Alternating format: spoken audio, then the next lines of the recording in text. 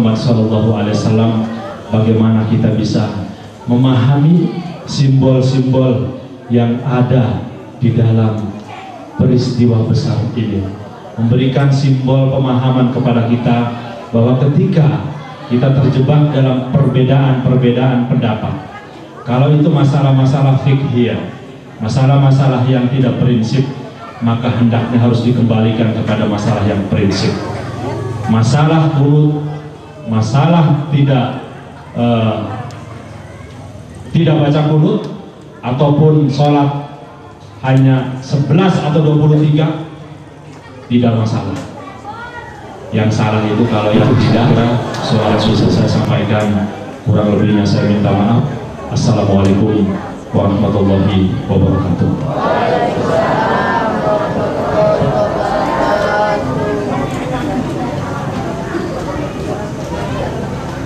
Lihat dulu isinya.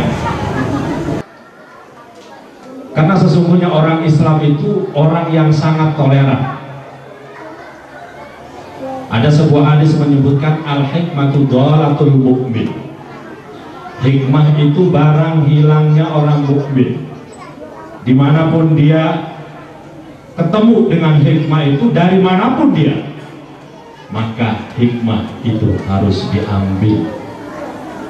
Yang penting isinya seperti apa, dilihat dulu. Jangan fanatik melihat segala apa-apa bid'ah itu bukan dari Islam, itu dilihat dulu isinya apa. Kalau ibu pengen tahu, yang namanya tawaf juga itu merupakan budaya jahiliyah. Makanya ketika Allah berfirman dalam Al-Quran, dalam surat Al-Baqarah ayat 185, "Waman hajjal baita awi tamaro fala junaha alaih an yatatawwafa bihima." Ini kalau diartikan, barang siapa orang yang berhaji dan berumrah, fala junaha alaihi, maka tidaklah dosa bagi dia itu an yatatawwafa bihima, untuk bertawaf. Sekilas kelihatannya ada larangan untuk bertawaf. Sebenarnya itu bukan larangan, karena dulu tawaf itu merupakan budaya jahiliyah. Oleh karena begitu ada perintah. Umat Islam pada waktu itu merasa ragu, ini adalah perilaku jahiliyah, bagaimana saya melakukannya ya Rasulullah? Kemudian turun ayat, "Waman hajjal baita awi tamara fala junaha alaihi an yatawwafa bihima." Al-Quran mengajarkan kepada kita, di dalam melihat segala sesuatu itu jangan terburu-buru, harus dilihat dulu isinya apa.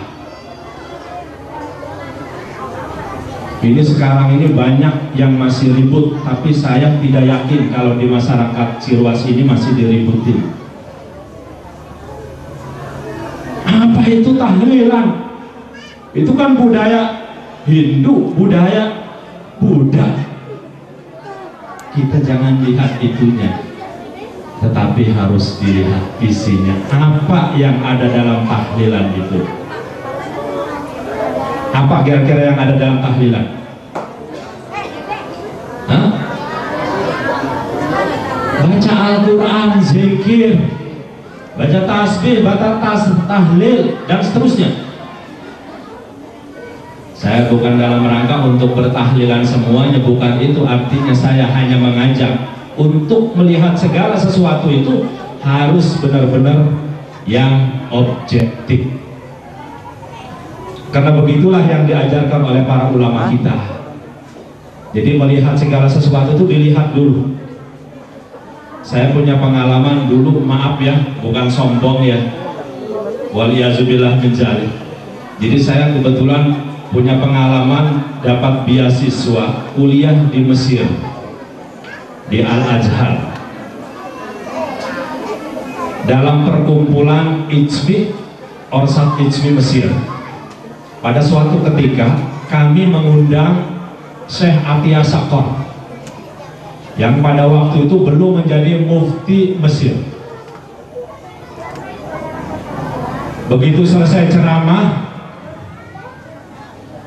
ada beberapa mahasiswa bertanya, Di antara yang bertanya itu saya. Pertanyaannya apa? Saya mau tanya, kira-kira tahlilan itu, tapi ini bukan bahas, tentu waktu ditanyakan di Mesir bukan begini ya, ini pakai bahasa Cirwasli saja, bahasa sini. Kira-kira tahlilan itu hukumnya apa sih? Saya bingung juga itu tahlilan apa gitu kan. Sekalipun kenal kata-kata tahlil, tapi kalau tahlilan seperti yang di Indonesia itu kan bingung. Terus kalau begitu coba dijelaskan sebenarnya isinya apa sih tahlilan? Isinya zikir, isinya baca Al-Quran, isinya tahmid, tahlil dan seterusnya. Kalau memang itu isinya, kenapa harus dilarang? Kenapa harus dibid'ahkan? Kita untuk berzikir kepada Allah, kenapa harus dilarang? Dan saya sedih, masih ada orang yang sedikit-sedikit membid'ahkan. Sekali lagi bukan di masyarakat sini. Ada pengantin laki-laki diiring untuk menjemput pengantin perempuan, diiringi dengan sholawat, bid'ah, kullu bid'atin dolalah wa kullu dolalatin finnar, begitu seterusnya.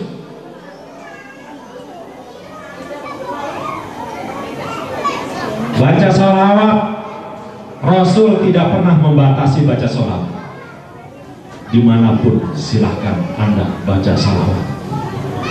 Ada marhabana dibid'ahkan, ada ini dibid'ahkan. Ya, untuk berbuat kebajikan tidak perlu dibid'ahkan, tapi kalau mau dibid'ahkan silahkan bid'ahkan orang-orang yang melakukan kegiatan yang di situ tidak ada dalilnya. Manggil Lady Gaga ke Indonesia, emang kekurangan artis kita? Akan tuh yang begitu ya.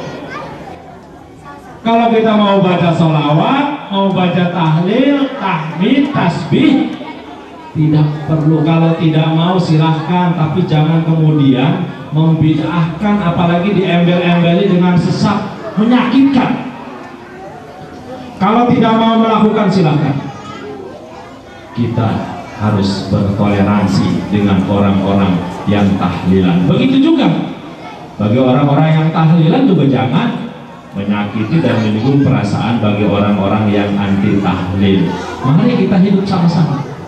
Tidak perlu dibicarakan, tidak perlu dipermasalahkan hal-hal yang seperti itu. Jadi sekali lagi, bagaimana para ulama mengajarkan kepada kita di dalam mensikapi segala sesuatu itu harus dilihat dulu apa isinya. Biarpun itu budaya dari barat, kalau baik kenapa tidak?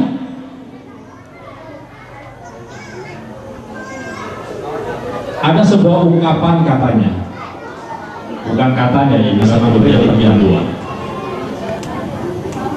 Itu Al-Quran memang diturunkannya di Arab.